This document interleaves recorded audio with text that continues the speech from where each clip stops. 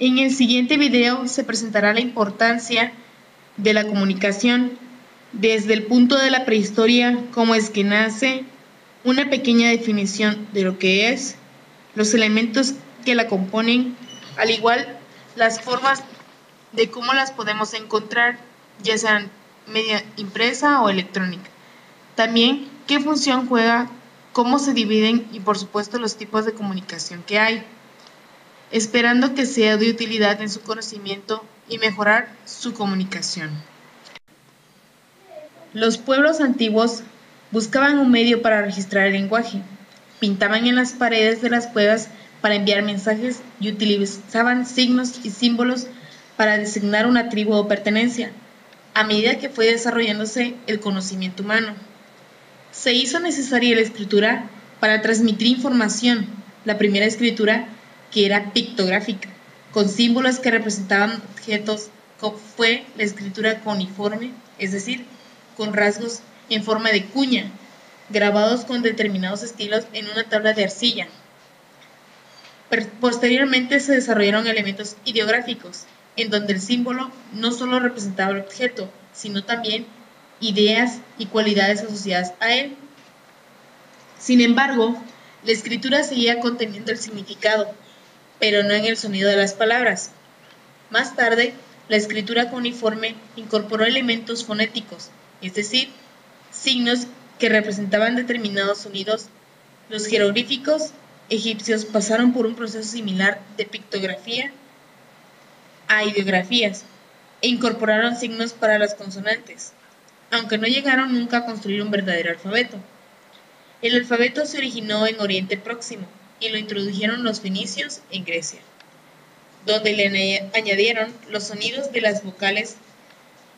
El alfabeto cirílico es una adaptación del griego. El alfabeto latino se desarrolló en los países más occidentales, donde dominaba la cultura romana. Para definir comunicación tenemos que proviene del latín comunicare, que significa poner en común. Así la comunicación tiene como propósito un poner en común conocimiento y sentimientos. Se logra a través de signos y símbolos, tales como las palabras habladas, es decir, las señales, los gestos y la imagen. En elementos de comunicación tenemos que son la fuente, el emisor, la codificación, el código, el mensaje, el contexto, canal, ruido, decodificación, receptores, efecto y retroalimentación. En las fuentes o barreras tenemos que son unos medios masivos, por lo tanto se dividen en dos, impresos y electrónicos. En los impresos nos podemos encontrar todo lo que es palpable, es decir, como los periódicos, las revistas, los libros, entre otros. Y los electrónicos es todo lo que se ve y se escucha. Por ejemplo, como la radio, la televisión y las películas. Dentro de la comunicación también tenemos las funciones, que se pueden clasificar en expresivas y utilitarias. Es decir, la expresiva se refiere a aparecer las emociones y sentimientos, y la utilitaria se divide en dos, en informativa y persuasiva. La comunicación tiene dos divisiones, la no verbal y la verbal. En la no verbal tenemos que es una transferencia de significados sin la intervención de sonidos o palabras. Estas se clasifican en movimiento corporal como posturas, gestos y ademanes.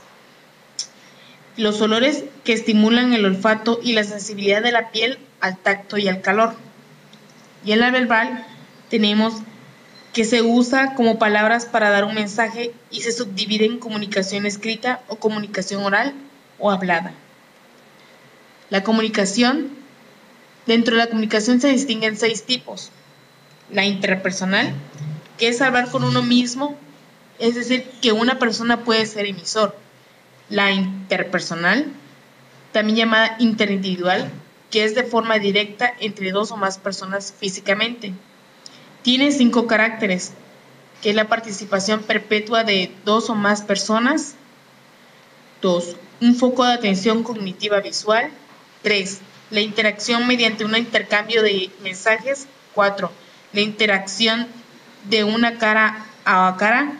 5. Contexto interpersonal en una gran parte no estructurada. Tenemos la comunicación también de grupo. Esta es la que ocurre cuando un conjunto de personas conforman una unidad en la cual el grupo se relaciona con otra. La comunicación organizacional es una forma de comunicación interpersonal que pasa a las características dominantes de la comunicación interpersonal y la determina en número de miembros de la organización y la posición de cada quien.